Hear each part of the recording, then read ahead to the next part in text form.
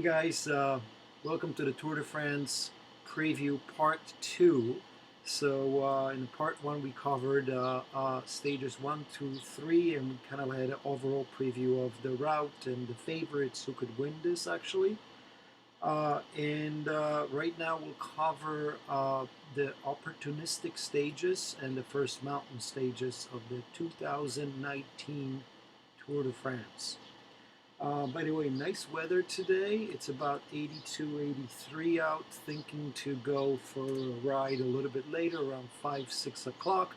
So continuing with my challenge here. I already got 2 rides in. There was a ride yesterday and the ride the day before. So I got 25 miles in, hurting like crazy, but hopefully I can get another ride in today.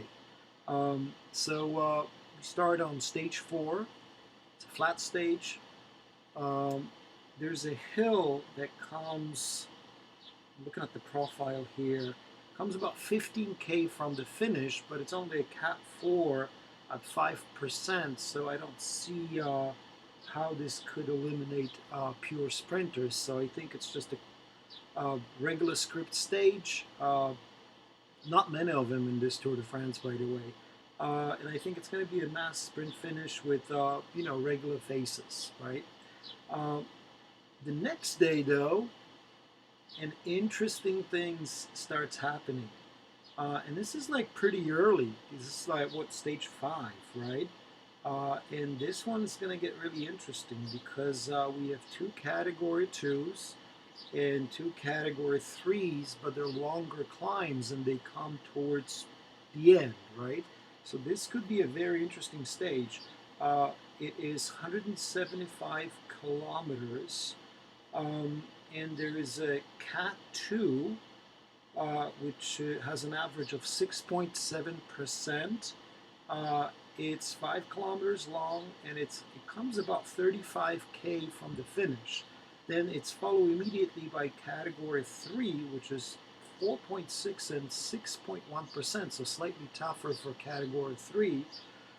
And that tops out at about 156, 19K from the finish. So, it's pretty much up and down all day. And the climb, especially the last 3, will eliminate pure sprinters. There's no way somebody like Viviani or somebody like Calabi get through these mountains. So I'm thinking here there's going to be early breakaway, but the breakaway will get caught. And I'm thinking here a sprint finish, maybe about 60 to 80 guys, I'm thinking. And I'm thinking fast men sprinters that can actually get over, not hills but mountains by now. Of course, one name that comes to mind is who? Peter Sagan, right?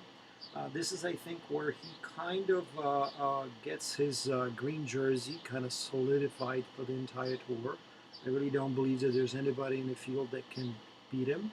Um, and I think another guy that may be really interesting is somebody like Alejandro Valverde, who could very well win and has won in the past in a big field from a group of about 50, 60 to 80 riders.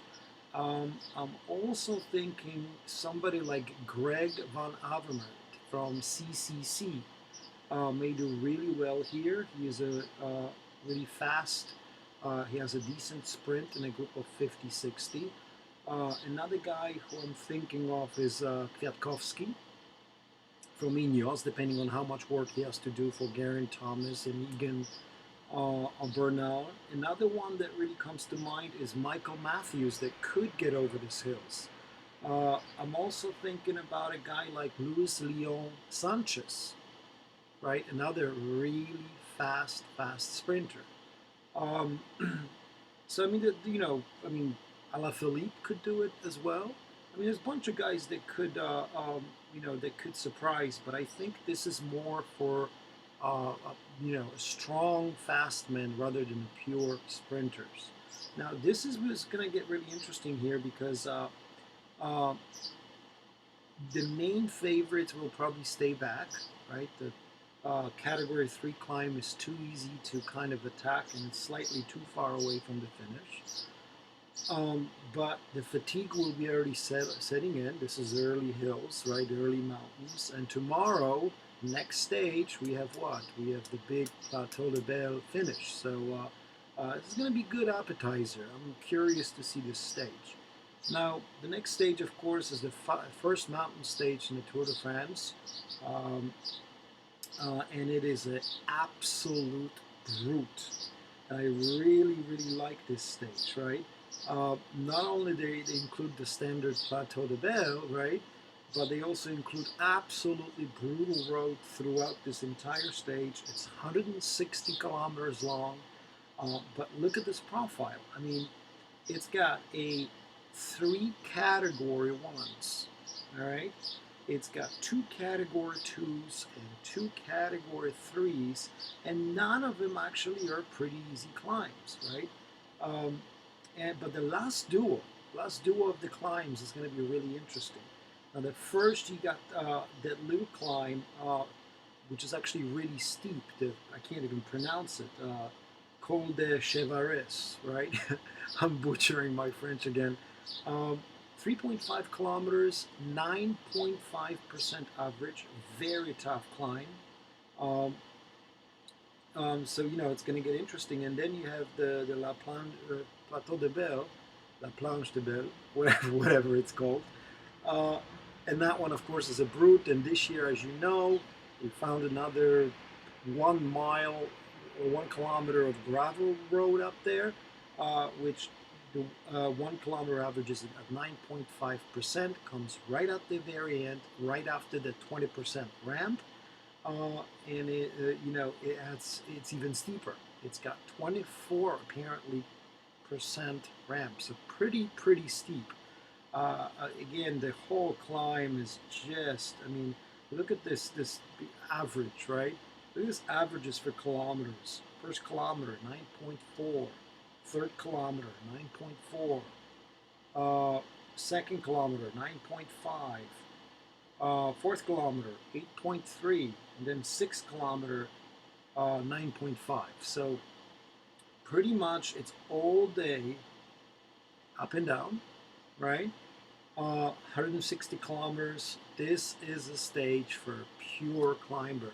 And this is going to be interesting because this is going to be the first time where we're going to see if the favorite, I don't think there's like 5-star favorites this year, but a major 4.5-star favorite. There's only one, Geraint Thomas. We'll see what he's made of very early on stage 6, right? So what I'm really interested to see here is whether, if Geraint Thomas struggles, whether Ineos management decides to hold back Egan Bernal, right, for time loss, or will they let Egan Bernal go with the top guys, right? And they will just concentrate, or they will just have somebody like Kwiatkowski or Pouls stay with Geraint Thomas. The question is whether he will struggle at all, whether he could be showing off the form. So that would be the first question that I would ask. I think the French guys will be ready. I think Thibaut Pinot and I think Badret will be ready there. So we'll see what kind of form they are in. Big question is Quintana. Big question is the other two from Movistar, right? Where is Landa? What's his form after Giro d'Italia? Also, I want to see where Valverde is, right? Where is Dan Martin? Okay. How is Rigoberto Urán? Is there another kind of a star that's hiding in there, right? Waiting to do really well. I mean, I think by then Kruijswijk will still lead the Tour, right? The jumbo guy from the team time trial. How will he perform? Or is there another guy that I'm thinking of? Is there, how is Jakob Fuglsang? Right? Now, Fuglsang has been winning all over the place, right, this year. The question is he really a GC 3-week rider? We have never seen that before, so I want to see some improvement from Jakob, right? Great season, all season long. The question is whether he can stay with the guys in the big tour. The question is the third week of the tour. Another question is the fatigue. The guy's been winning pretty much, all year. It's going to be interesting how the Yates brothers do too, from Mitchell and Scott. What is their form? All right. So definitely very interesting. I'm thinking though, for this pure climber stage, I think it might be Egon Bernal. I really like him. I think that Geraint Thomas perhaps maybe will struggle, lack of training. The whole crash in Tour Suisse, kind of like a lackluster thing. I mean, I guess he did have the third place in Tour of Romandie back in May, but nothing since that. And I think that really the training with the right, in a sense of the race is going to be a big thing for him. I think he's going to miss those kilometers. So yeah, fantastic stage. I just cannot wait to watch it. Right? Hopefully we can do something live there. And I think Egon Bernal is going to do it. All right. Stage 7, right? And this is another flat stage. Okay. I'm looking at the profile. Really, nothing out there. Looks like a classic sprinter stage. In the end, I think that we'll see regular names out there, right? But the day after this is where I really like this tour. I think the next 3 days, right, the transitional stages towards the Pyrenees are absolutely awesome this year, because they just include complete up and downs all day long. They have this like challenging and attacking course, right? They have the bonus climb sprints in the end. So the stage 8, right? It's the 3 days of the attacking stages start with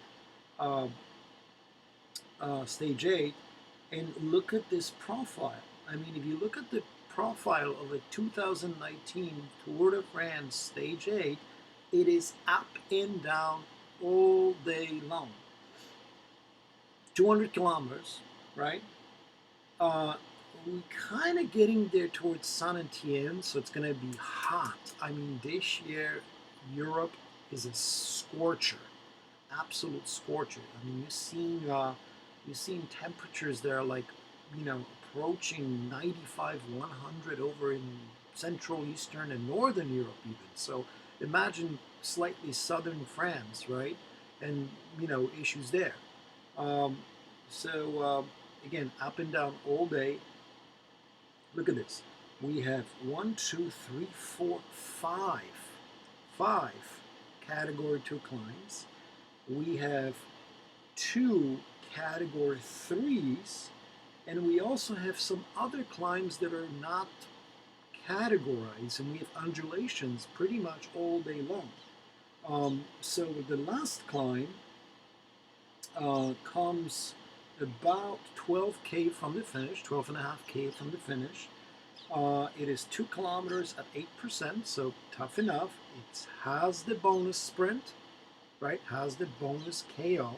So whoever attacks, right? If the break is caught, whoever attacks there could potentially gain 18 seconds, right? The GC is still pretty tough. I know Plateau de Belle, or the day before, right, is a big deal, but I don't think that has created big gaps yet, right? We had what? We only had a individual team time trial to create some gaps. We had the one mountain stage and maybe just one little short hill stage, the Ardennes Classic in France, on stage 3. So the GC at this point is very tight, all right? So there may be an attacker here, maybe an opportunist, okay? Whether there's a break up front, there still could be a guy, right? Could be one of the French guys, could be somebody like Vincenzo Nibali, or could be, could be, boy, what am I thinking? Definitely one of the trio of the movie star guys that could go for it. All right. It could be also somebody from Astana, right? If the break goes early, they may put somebody like Lutsenko, right? Lutsenko is very good in a terrain like that, and he may go for it. I mean, I'm not sure whether the Bora guys will do it. I mean, they have the Bookman guy, right? He could, but he's more of a follower than he's an attacker, right? So I'm looking for somebody that has like this attacking spirit, right? If the GC's tight, this could be a land for Landa to attack. We'll see how his form is. But whoever the rider is, the fatigue will start getting in right now, right? This is the third day in the mountains. We had a hilly stage before Plateau de Belle, and this one. So right now the fatigue is coming in.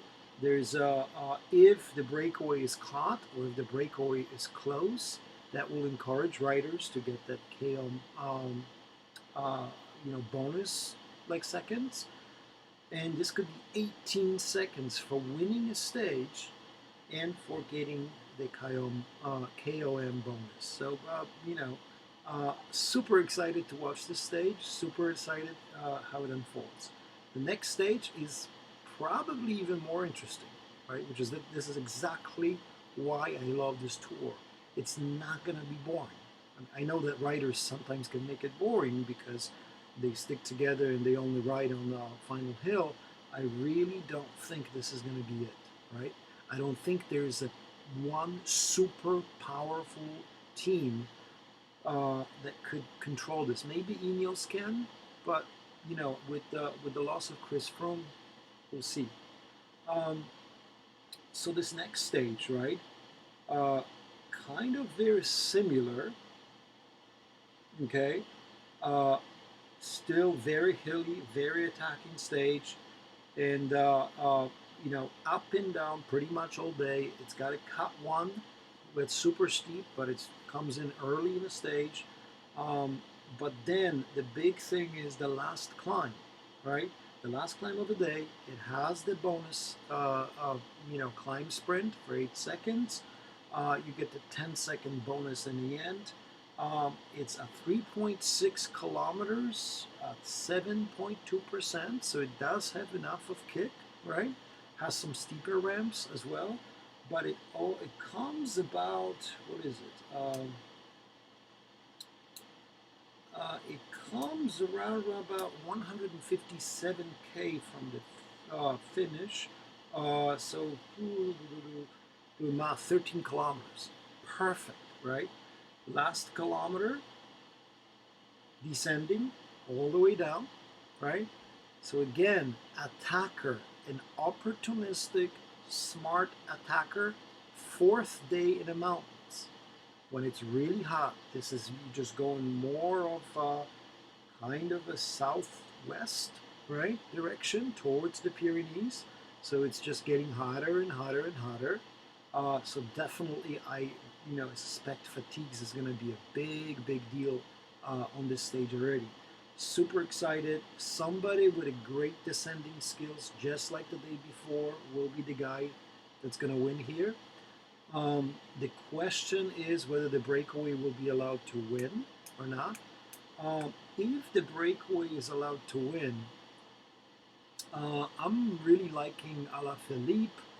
I like somebody like Demarchi from CCC squad. He's been attacking all over the place unsuccessfully, but he's out there. Who else do I like? I mean, Michael Woods. Michael Woods, if he's, I don't know if he's going to be on duty for Rigoberto Urán and TJ Van Gunderen, but Michael Woods always does really well. Rui Costa, if Nibali is tired from his attacking or the GC is not close, Rui Costa might be the guy who is allowed to go. Of course, they got Dan Martin, but We'll see. Who else do I like for this stage? Hmm, somebody like Wilco Keldman could do well. Um, let's see. Who else? Who else? Nikki Tepstra. That's a good choice. Um, Inur Zakarin, right? Inur is probably going to be more for Alpine and Pyrenean stages. I don't think he's going to threaten for a GC uh, because of the Giro, right? I think he's got a lot of fatigue going. Who else? Dimension Data. Um, Maybe somebody like Stephen Cummings or somebody like Edward Bossenhagen, right? A fast man that could do it. So I mean, there's a couple of good guys. Warren Barguil, right? He could do it too. I mean, very good in attacking guy. Somebody like Bouet to Maxime, right? From Arkia Sosnick. I mean, these guys could do it. And the next stage, interestingly enough, so this is now 4 days that we have mountains and undulations. 4 days in the heat, mountains. So now we have the 5th day on a stage to Albi, right? And that one is a little bit less of a complicated stage, so I don't think it's going to be a breakaway, or I don't think it's going to be necessarily an attack from a smart opportunist, but it's up and down all day. So I don't think sprinters will survive this. I think it's going to be fast men. And again, guys like Leon Sanchez, guys like Greg van Avermaet, guys like Edward Bossenhagen, right? All these guys have a very good sprint and a very good chance to win the stage. And that leads us to the rest day, right? I will cover the Pyrenean stages next, all right? If you like or dislike, comment, hit the little button, let me know how I'm doing. Hopefully you're riding, hopefully you're excited about the Tour de France like I am. And hopefully you subscribe to this little channel, right? Maybe you subscribe for the love of cycling, right? Maybe you subscribe for just being a fan of the Tour de France. Now, how exciting is this? We're 1 day away. All right. Just look forward to some other previews, right? Today, I will preview the entire tour, and then later we'll give you my predictions for stage 1. Okay, take care, guys. Bye.